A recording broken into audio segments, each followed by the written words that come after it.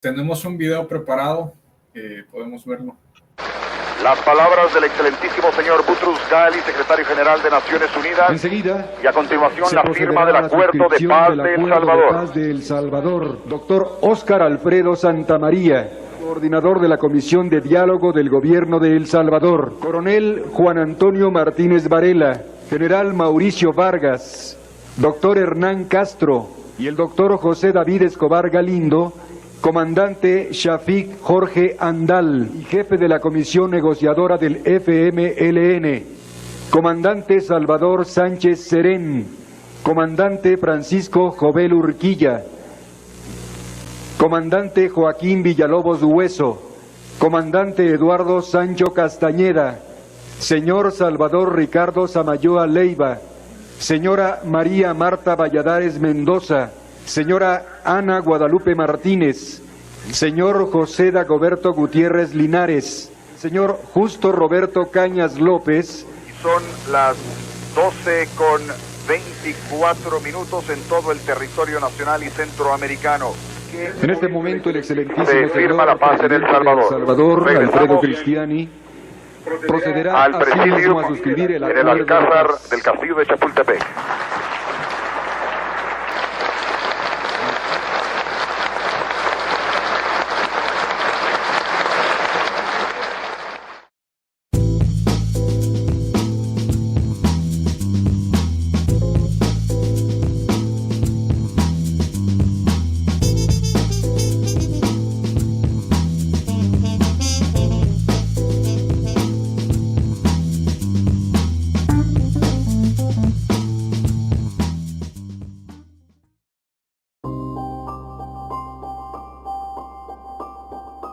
El gobierno de El Salvador en turno y la entonces guerrilla del Frente Farabundo Martí para la Liberación Nacional FMLN pusieron fin a 12 años de guerra civil en el país.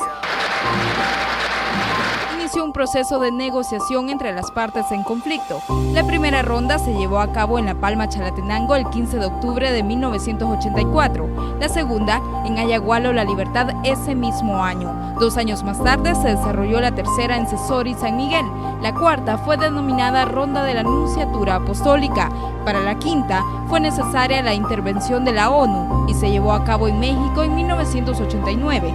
Luego hubo una reunión en Ginebra, Suiza, seguida de otra en San José, Costa Rica, donde fueron firmados los lineamientos para respetar los derechos humanos de las fuerzas en contienda. En 1991 se estableció un acuerdo previo en la sede de las Naciones Unidas, lo que provocó que en el castillo de Chapultepec, México, se acordara la tan anhelada paz. El acuerdo logrado se dividió en 9 capítulos, estableciendo, entre otras cosas, la disolución de los cuerpos de seguridad pública que dependían de la Fuerza Armada, como la Guardia Nacional y la Policía de Hacienda, además de los batallones de infantería de reacción inmediata y la suspensión de los reclutamientos forzosos. Así fue como surgió la Policía Nacional Civil y la Academia Nacional de Seguridad Pública, contemplado en el segundo capítulo. También se acordó la creación de la Procuraduría para la Defensa de los Derechos Humanos y algunas reformas al sistema judicial. Finalmente, surgió el Tribunal Supremo Electoral. Posguerra, de Arena y el FMLN, más gente ha muerto, ha desaparecido y ha tenido que desplazarse más que durante todo el conflicto armado. Las víctimas fueron reales, pero los acuerdos no. Esos acuerdos se basaron en 5 grandes puntos. La entrada del FMLN a la vida política nacional, el fin del derramamiento de sangre, la reparación a las víctimas del conflicto armado, la reinserción de los veteranos y excombatientes y cambiar la estructura de injusticia social que había llevado a la guerra. Pero 30 años después, solo se cumplió el primer punto de ese acuerdo que permitió el reparto del botín entre Arena y el FMLN. Arena gobernó durante 2 décadas y el Frente durante una. En la postguerra, teníamos días de 50 homicidios por la delincuencia. Las pandillas crecieron sin control. La injusticia social que provocó la guerra siguió creciendo. Hubo más pobreza, exclusión y corrupción. Y los grupos de poder siguieron saqueando al Estado durante 30 años en decenas de miles de millones de dólares.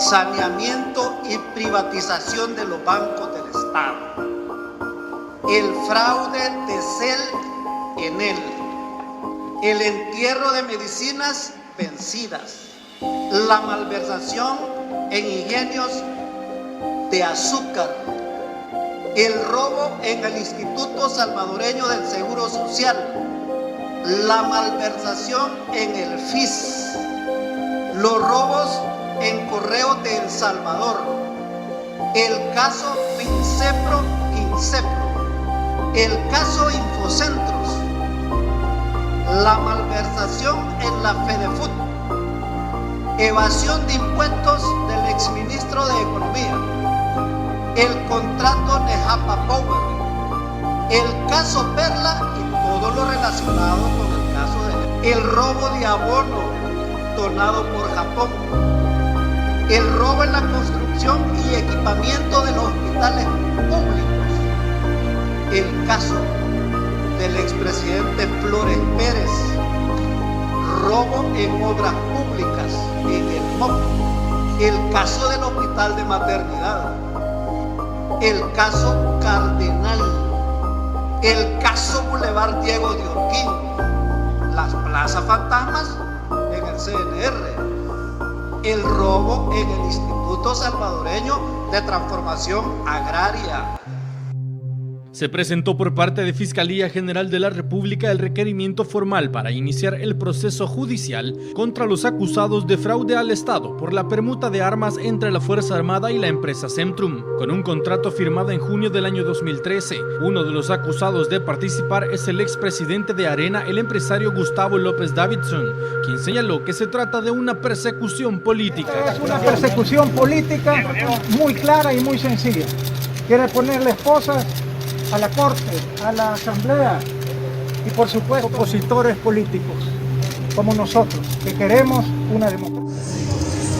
En el 2014, el entonces candidato presidencial de Arena, Norman Quijano, se reunió con las pandillas para pedirle su apoyo de cara a la segunda vuelta electoral y negoció el pago de $1 millón con las 3 agrupaciones criminales. Así lo afirmó el testigo criteriado Clave Noé en el juicio por la Operación Cuscatlán.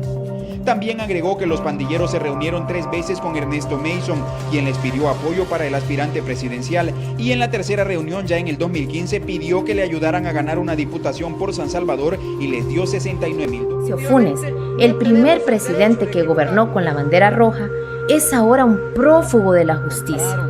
Está refugiado en Nicaragua para evitar una acusación de haber sustraído $351 millones de las arcas públicas. Será recordado por haber negociado con las principales pandillas la reducción de homicidios de 2012. Hemos ganado el derecho de gobernar otros 5 años más. Gobernó Salvador Sánchez Serén. Pido un respeto respetuoso. Un presidente ausente, con pocas apariciones públicas. Frente se consolidó como un partido empresarial. Constituyó Alba Petróleos. Alba fue el mecanismo que les permitió desviar millones de dólares a las cuentas personales a través de créditos incobrables y empresas de cartón. En los últimos tiempos, y ahora convertido en partido de oposición, consumó su asocio legislativo con el partido Arena. En Salvador hay una orden de captura contra el expresidente del país, Salvador Sánchez Serén, y otros 5 exministros y altos funcionarios. Se les acusa de haber participado en la malversación de $351 millones que son atribuidos a su antecesor, Mauricio Funes, cuando Sánchez Serén era vicepresidente. Además, hay otros 5 detenidos, todos funcionarios del partido FML. Funes está asilado en Managua. El señor Sánchez Serén también está huyendo y está incluso nacionalizado en Nicaragua. David Mujía Payés, ministro de Defensa, está detenido. David Mariciano Rivas, secretario de Comunicaciones de Mauricio Funes, tiene libertad condicional. El señor Carlos Cáceres, ministro de Hacienda del periodo de Mauricio Funes, está detenido. Violeta Mengíbar, su amiga, de quien usted fue encargada de gabinete en la alcaldía de San Salvador, también está detenida. El señor Gerson Martínez, ministro de Obras Públicas, está refugiado en México. Germán Rosa Chávez, ministro de Medio Ambiente, no conocemos su paradero, ni siquiera pudo venir a dar la cara a esta comisión. José Guillermo López Suárez, presidente de CEPA, está huyendo también de la justicia. Lina Paul, viceministra de Medio Ambiente, también huye de la justicia. Sigfrido Reyes, presidente de Proesa, está refugiado en México. Erlinda Handal, viceministra de Educación, está detenida. Hugo Flores, viceministro de Agricultura, también está detenido. Calixto Mejía, viceministro de Trabajo, también está detenido. Miguel Menéndez, presidente de CIFCO, también está detenido.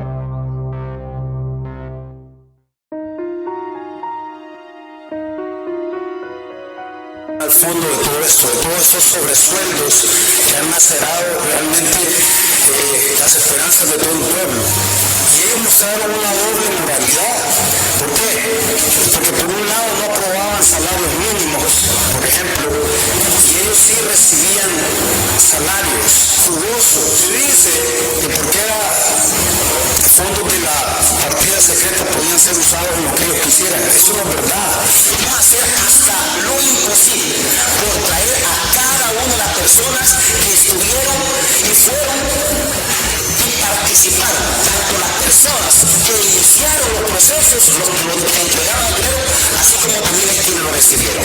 Solicitud del presidente de esta asamblea, diputado Ernesto Alfredo Castro Aldana, en el sentido se cree comisión especial para investigar la entrega de sobresueldos provenientes de fondos públicos de Casa Presidencial a funcionarios, personas naturales o jurídicas de gobiernos anteriores. Relativas a otorgar sobresueldos a funcionarios ocultando la remuneración real que recibían aparte del sueldo nominal, es decir, un complemento en efectivo adicional, pagado fuera de la planilla ordinaria y del cual no se llevaba un registro oficial y público de cuánto se ha gastado en dicho concepto.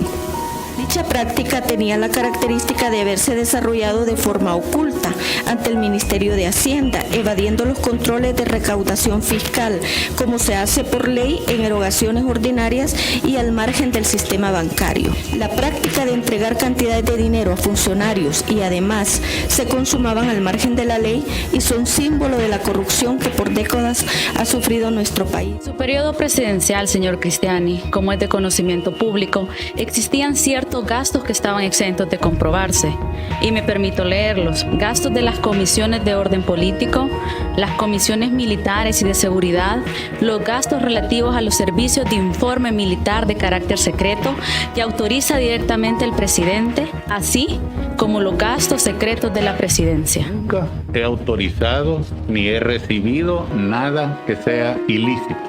Todos estos gastos son aprobados por la Asamblea Legislativa y se hace de acuerdo a la ley del Presupuesto General de la Nación. Sí, señor Cristiani, que los gastos secretos de la presidencia eran financiados con fondos públicos. El presupuesto es completamente con fondos públicos. Usted decidió cómo utilizar esta partida de gastos secretos de la presidencia. Y todo se hizo dentro del marco de la ley y con cosas lícitas. Cualquier gasto del presupuesto al final del ejercicio era auditado por la Corte de Cuentas de la República. ¿Para qué se utilizaba el dinero de los gastos reservados de la Presidencia de la República?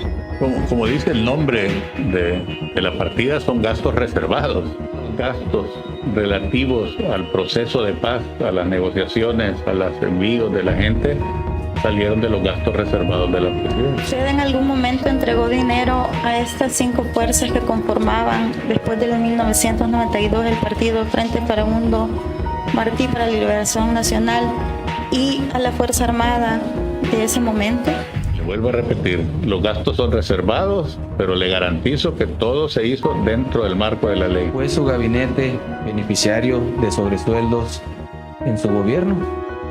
Todo lo que se desarrolló en nuestro gobierno hizo conforme a la ley. El presidente de la República, Elías Antonio Saca, reveló ante una comisión especial legislativa la lista de quienes recibieron sobresueldos durante su gestión. También reveló que se entregaba dinero a magistrados de la Corte Suprema de Justicia, fiscales generales, periodistas, y a los secretarios generales de algunos partidos políticos. Se les entregaba al secretario general del Partido de Conciliación Nacional y al secretario general del Partido Demócrata Cristiano, el licenciado Ciro Cruz Cepeda del PCN y el doctor Rodolfo Parker del PDC.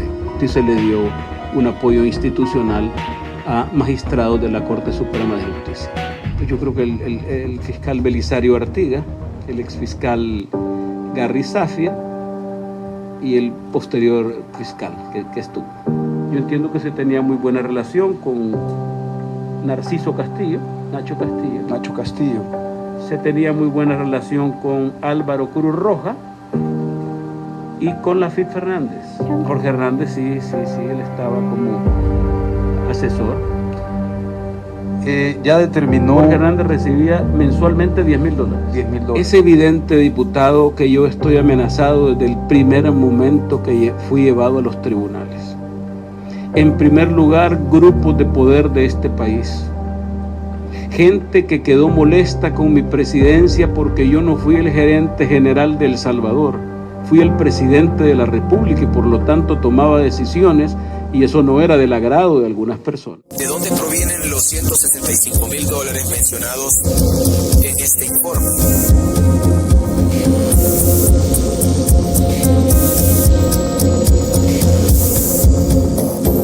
Ya está la sentencia, totalmente absolutoria, y está acá en este digital, si no lo pueden recibir, que yo les hago llegar.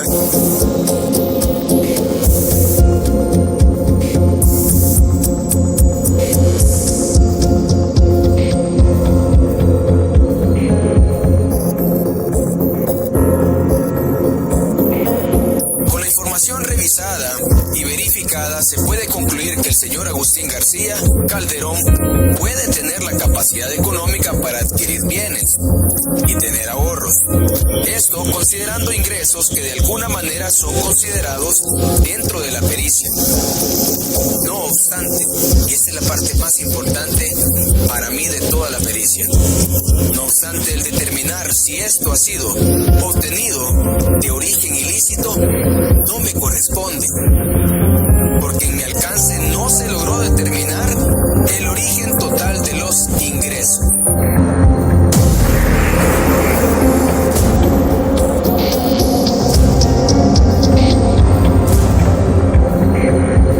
Sí se le dio un apoyo institucional a magistrados de la Corte Suprema de Justicia.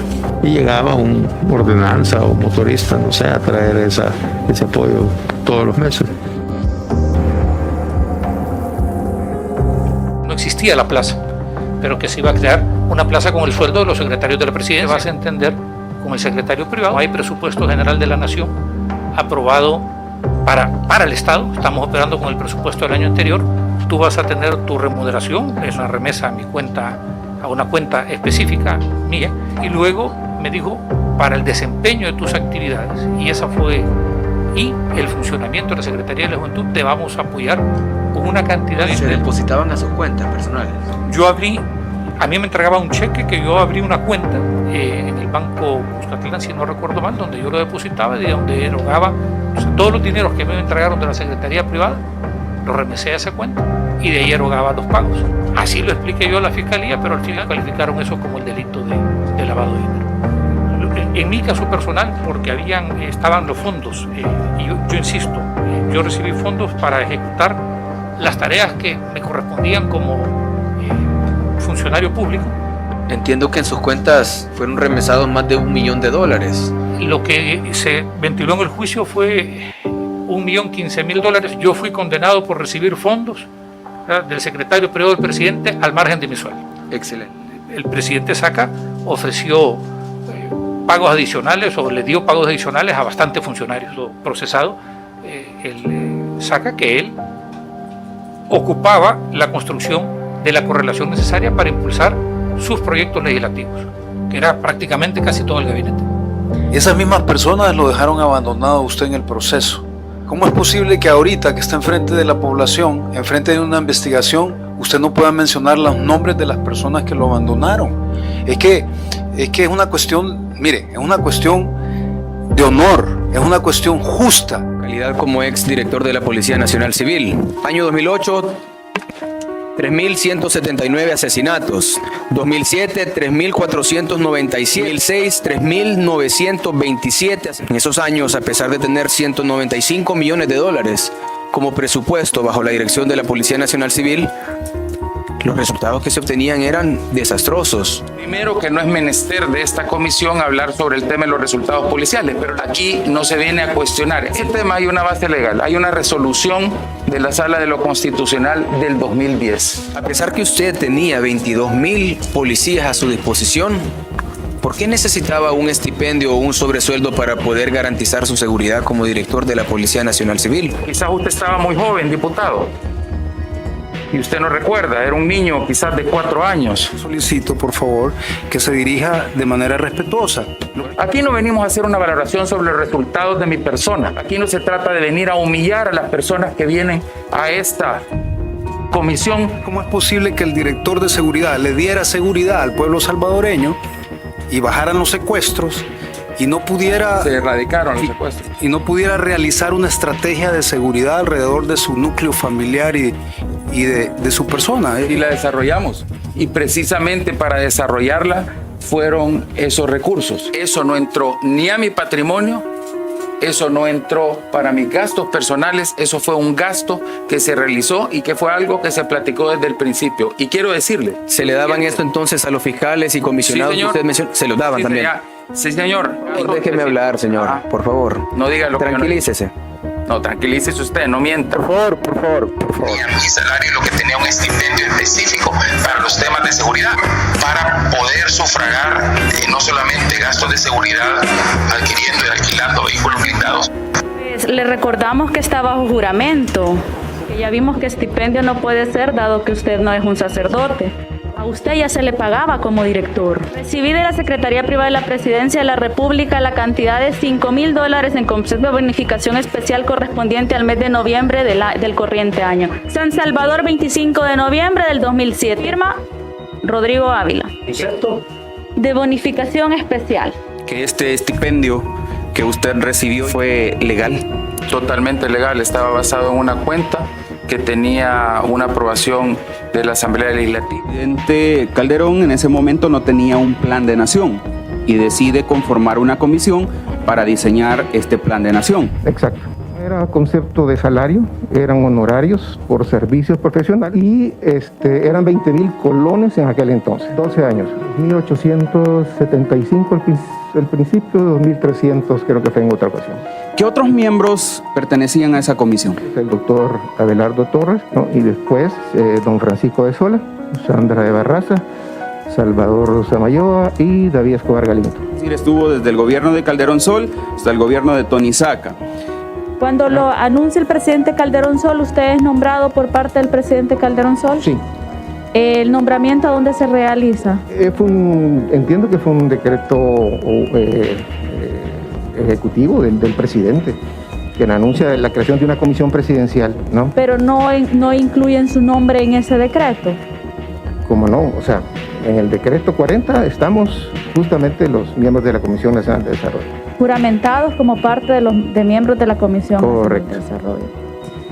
Si lo juramentan a usted como miembro de la Comisión Nacional de Desarrollo, ¿por qué luego manifiesta que su contratación es por honorarios por servicios profesionales? Porque, mire, primero porque no éramos funcionarios públicos, se nos llama como proveedores de servicios profesionales. Pero su nombre está en el decreto.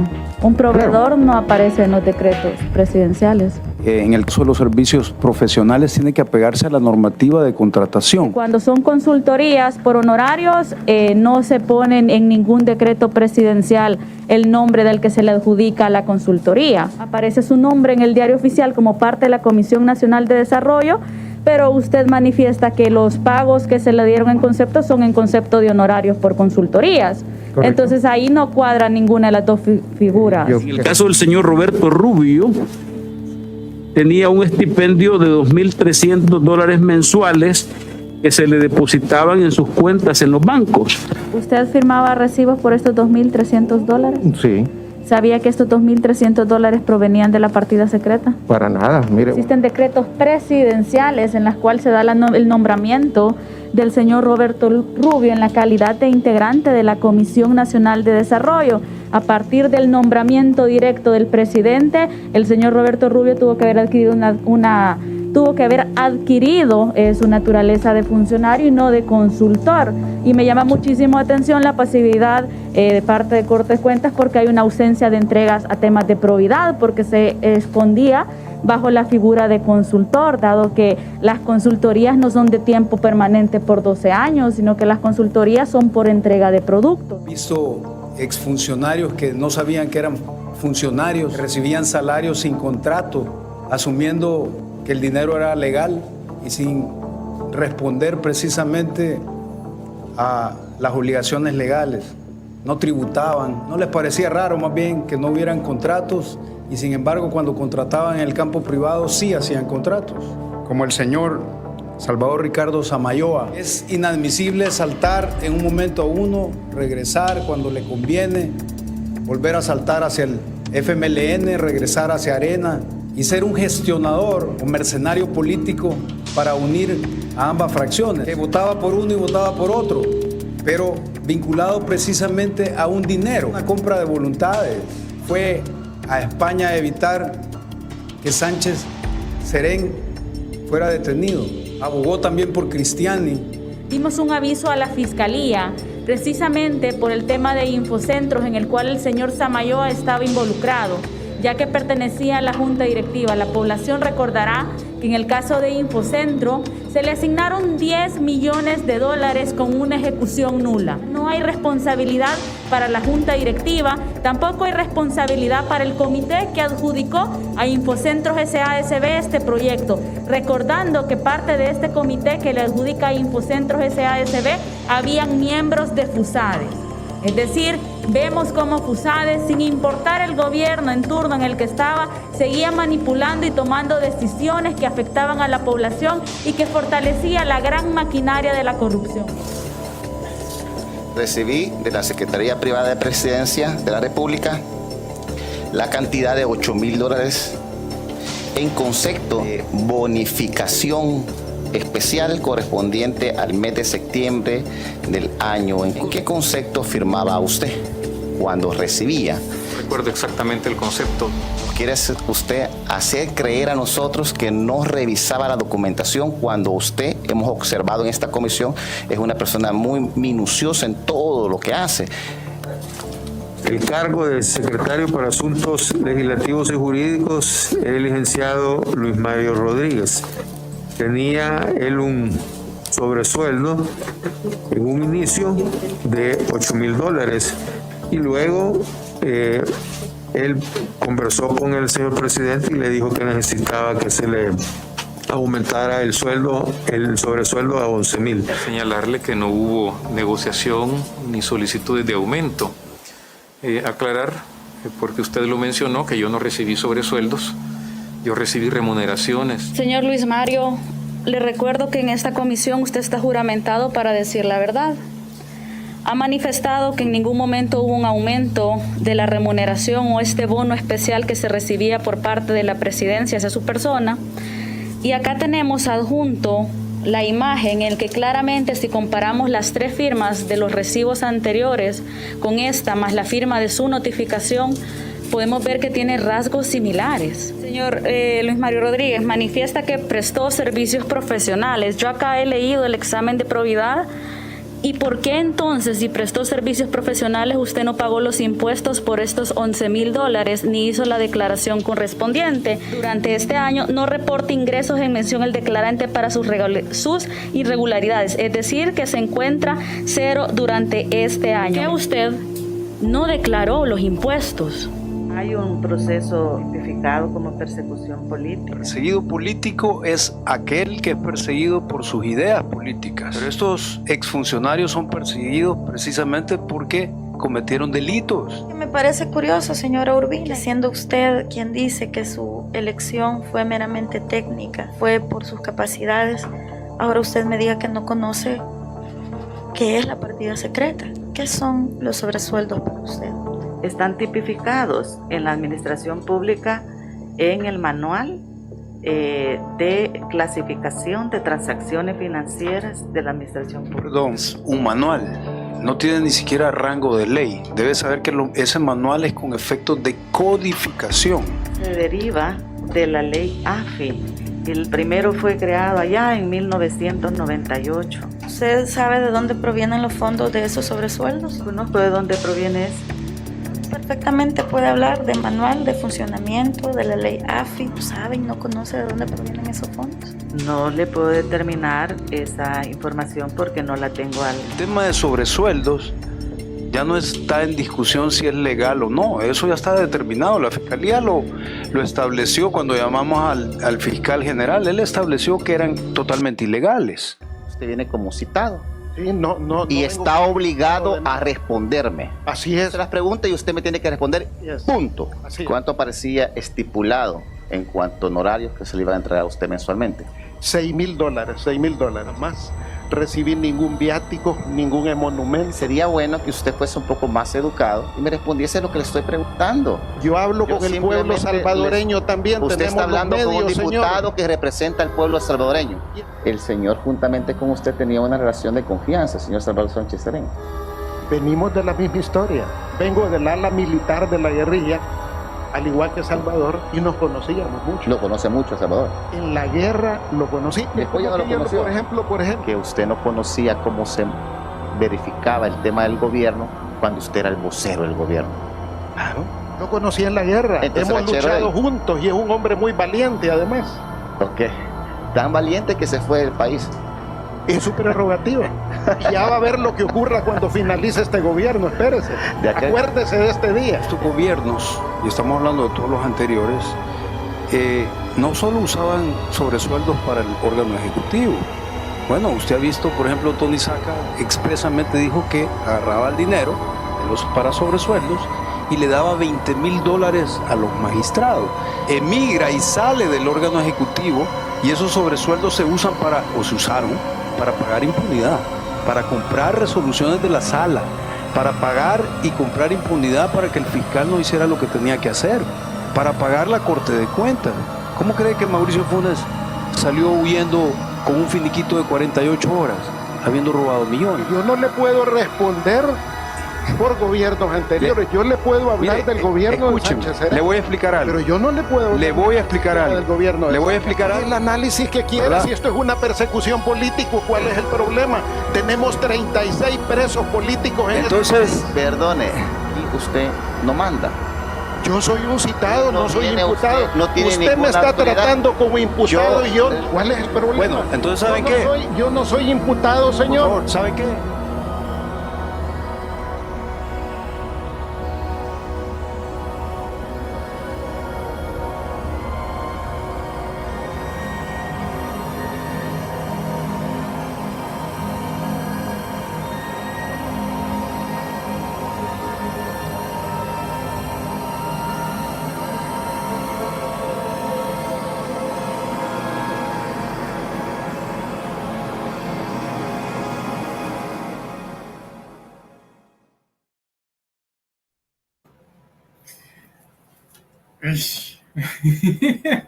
Verlo,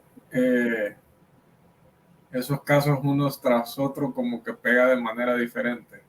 Un concentrado de tanta maldad, es increíble.